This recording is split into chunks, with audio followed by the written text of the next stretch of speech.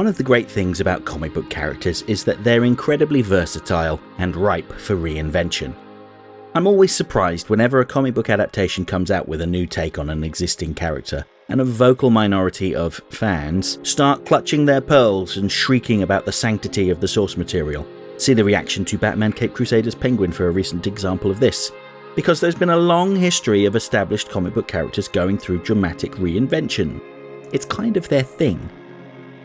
A really great example of this is the Batman villain Firefly. He made his first appearance in Detective Comics 184, published in 1952. If you're only familiar with the character from the more recent cartoons or the Arkham games, he's pretty much unrecognisable. In his first story, he was revealed to be Garfield Lynns, theatrical lighting expert and criminal. After realising that he could manipulate light to make it seem like the theatre was on fire, he staged a robbery, taking the belongings of the panicked crowd.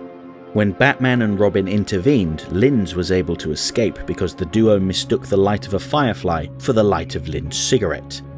Taking this as an omen, Lynns adopted the identity of the Firefly. Now it may surprise you to hear this, but he created a special belt that could generate 1,000 lights, and he had nothing to do with actual flames, other than simulating them. Similarly, he wore a purple and green insect-like costume, making him right at home among Batman's more elaborate and colourful villains of the era. Firefly went on a crime spree using his new belt to blind his targets, but Batman outsmarted him by reflecting his powerful lights back at him. It's worth mentioning that there was a second Firefly, Ted Carson, with exactly the same gimmick, except that his beam came from his head. I guess it was deemed to be a strong enough gimmick that the writers felt that it had the legs to carry two different villains. However, both Lynns and Carson faded into obscurity over the years. Post-Crisis in the mid-1980s, when much of DC's continuity was reset, Firefly made two appearances in The Outsiders, where he was treated as a complete joke. My favourite scene from this story involved him sneaking around in the backstage area of a venue, trying to be stealthy and accidentally walking in on some models getting changed. And they did not appreciate the intrusion. However, in 1993, during the Batman mega crossover Nightfall, Firefly was reimagined by Chuck Dixon and Graham Nolan as a pyromaniac that had been locked away in Arkham Asylum for years. This seemed to suggest that Firefly had been in Arkham since he was first defeated by Batman, potentially discarding his encounters with the Outsiders, much to my eternal pain. When Bane's assault on Arkham freed all of the villains, Firefly went to work committing acts of arson against popular attractions, like the fairground and the zoo, that he never got to visit as a child. Later stories would show us what Firefly saw in the flames that transfixed him so. Angels, apparently. Gone was the green costume and the laser belt, and instead Firefly wore a more practical grey outfit with glider wings and a mask that entirely covered his face, presumably to prevent him from succumbing to smoke inhalation. Armed with a simple flamethrower, Firefly released his pent-up frustration by burning down as much of Gotham City as he could. Firefly later became an arsonist for hire, working for Black Mask's False Face Society. During a botched job, however, he was engulfed in flames, covering his body in burns. As a villain, there isn't much else to him, but I think we can agree that the 90s reimagining of Firefly as a pyromaniac is an improvement on the more campy original, who seemed too similar to other joke characters like Killer Moth and Crazy Quilt for my liking. Firefly's first animated appearance came in the new Batman Adventures episode Torch Song, which was a pretty dark story about obsession, rejection, and abuse. Like several DCAU villains there, Firefly Garfield Lynns, a pyrotechnics expert, was motivated by rejection. He believed that he was in love with the singer Cassidy, but she felt that their time together was just a dalliance that didn't mean anything. When Lynns became possessive of her, she fired him from her crew, and he reacted poorly. I talk about this in more depth in my video about TNBA's Firefly, which I have linked to in the video description and the info button in the top right corner, so add that video to your watch later list if you want to hear more. But the quick summary is that Lynns wasn't motivated by love, he was driven by arrogance and his own feelings of inadequacy. He couldn't handle rejection and was incapable of accepting the decisions of others. A woman daring to say no to him causes him such emotional turmoil that he feels the only natural response is to lash out at her and the world. When the police raid his home, the entire place is a candlelit shrine to Cassidy. The whole section just underlines how one-sided their relationship was. These aren't photos of the two of them together, they're pictures taken from magazines and promotional material. It's so impersonal and reiterates how baseless Lynn's obsession with her is. He clearly doesn't know the real her. He's besotted with the way she'd been marketed to the world. It's the person he thinks she is, not who she actually is. And I think that's the root of this Firefly's problem. He has no idea who Cassidy is, but when reality is presented to him, he resents it and lashes out, rather than accepting that he was wrong about her. No, instead he'd rather burn down all of Gotham by pumping a hyper-flammable gel into the city's sewers, ignite it, and amidst the chaos, escape with Cassidy. This shows us the lengths he's willing to go to in order to achieve his goals. Just think of the thousands of lives that would be put at risk, the homes and businesses that would be destroyed, just so that he could run away with Cassidy, this woman that he doesn't really know. At this point we're introduced to Batman's toyetic anti-fire armour, and he swiftly puts an end to Firefly's scheme. This version of Firefly only appeared 2 other times. One brief appearance as an arsonist for hire in TNBA's anthology episode Legends of the Dark Knight, and once more in the Justice League episode Only a Dream. Following a prison break, Firefly teamed up with fellow escapee the pyrokinetic Volcana, his ideal woman clearly, but they were swiftly recaptured by the Justice League. I don't think it's unfair to say that Firefly wasn't much of a villain. He had very basic motivations, and once his relationship with Cassidy was over, he resorted to being an arsonist for hire. One final thing worth mentioning though is that in the tie-in comics Batman The Adventures Continue, we learn that Firefly had seriously injured himself and was covered in burns, much like the mainline comic book version.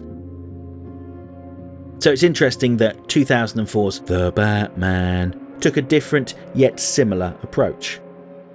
Rather than being an arsonist, remember the Batman was intended for a younger audience, and we don't want kiddies playing with fire. Their Firefly is a corporate saboteur working for Gothcorp. If Gothcorp sounds familiar to you, that's because it was the company that Batman the Animated Series' Mr. Freeze worked for while he attempted to cryogenically freeze his dying wife Nora. While that Gothcorp presented itself as the People Company, it was really cold-hearted and callous. This version of Gothcorp doesn't even pretend to be civic-minded. Instead, they keep Firefly on retainer and had him target their rivals. He sabotaged their computers, and we're told that other rivals suffered arson attacks that forced them into bankruptcy.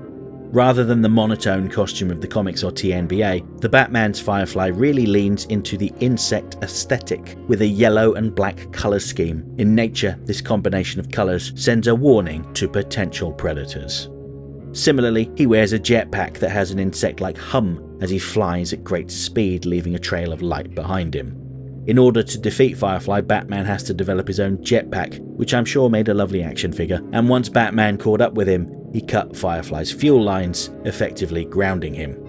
On equal footing, Firefly stood no chance against Batman, and his connection to Gothcorp was exposed. The revelation was disastrous for the company, and they were never seen again in the show.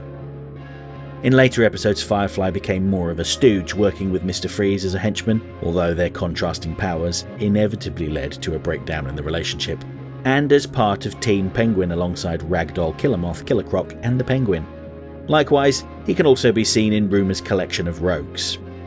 Despite appearing in nearly half a dozen episodes, there really isn't all that much to him, aside from his bright costume. His real name, Garfield Lynns, wasn't even revealed until his final appearance in the Season 5 episode White Heat. Firefly and his new girlfriend, Dr. Jane Blaisdell, aka Blaze, stole a powerful radioactive isotope from her former employer after her research funding got cut and she was let go. She intended to integrate the isotope within Firefly's suit to make him more powerful than ever so they could get the money to run away to Europe. However, after a news report gets his name wrong, a running joke in the episode is that no one remembers that his name is Firefly, Lynns accidentally pierces the isotope, causing it to detonate. Rather than destroying everyone in close proximity, instead Lynns absorbed all the radiation and developed new powers. His body temperature was increased to the point that he could melt objects with his touch, including stolen money, which charred in his molten mitts. But when he pushed his powers into overdrive to escape from Batman, Robin and Batgirl, he underwent a significant transformation. This new look, entirely black with glowing red cracks evoking magma, is a more family-friendly take on the comic book disfiguration. It wasn't just his body that was transformed, his mind also snapped. He had literally gone nuclear, making him too hot to touch anything. Gold melted in his hands. Food turned to ashes in his grip. The very ground he stood upon melted beneath his feet. And he frightens Blaze. She had tried to get him to a hospital, but he resisted because he knew he would be arrested. At this point, he feels that it's too late for him, and he rebrands himself as Phosphorus. Not to be confused with Dr. Phosphorus or Phosphorus Rex, who are entirely different characters with different abilities and motivations. Thank you very much. While he isn't happy with his new form, he decides to make the most of it by absorbing all the radiation from Gotham's power plant, which will cause him to explode, taking everyone in Gotham with him. While he can't stand to live the way he has been, he wants to make sure that his name lives on in infamy forever. I guess people misremembering his supervillain name really did bother him. Fortunately, Batman was able to halt him in his tracks by spraying him with liquid nitrogen, which finally cooled him down, allowing them to take him to Arkham. At this point, the doctors say that if they had gotten to him sooner, then they may have been able to help him with his new condition. As things stand now, all they can do is help manage his temperature. To make matters worse, Blaze tells him that their relationship is over, leaving him standing alone in the dark. I think that the Batman's version of Firefly should be commended for his design. I like the fact that they managed to give him a colourful insectoid design, even if it did make him look more like a hornet or a wasp than a firefly.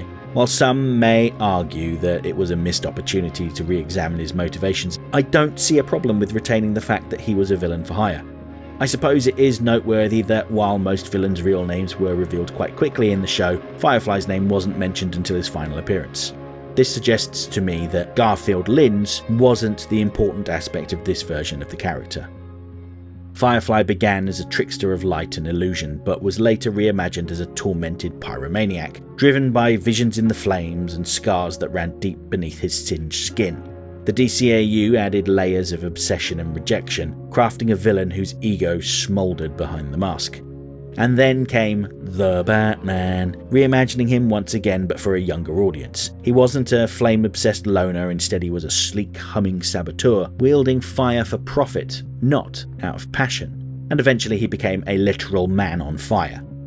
The Batman's Firefly leaned into spectacle over substance, and when that visual identity failed to carry him as a standalone threat, the show wisely repurposed him as muscle for hire on villain teams, eventually giving him a powered-up swan song in white heat.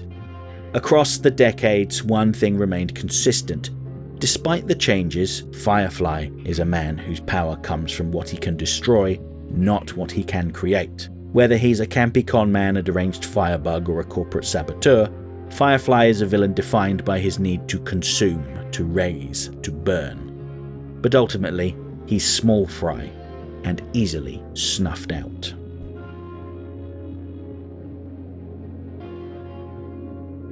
Okay, that's it for this week's essay. If you liked the video, don't forget to like, share, subscribe, leave a comment, tell all your friends about me.